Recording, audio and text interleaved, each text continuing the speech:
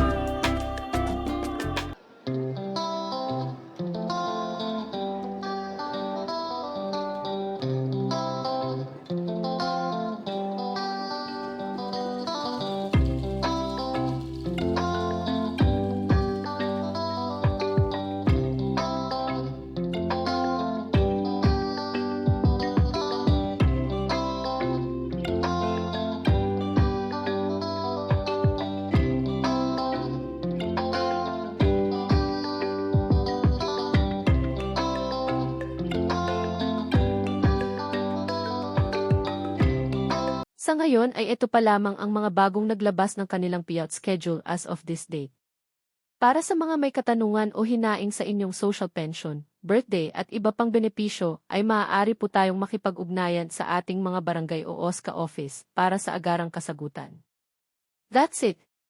Manatili po kayong nakatutok sa aking channel para sa mga bagong informative videos na para po sa inyo.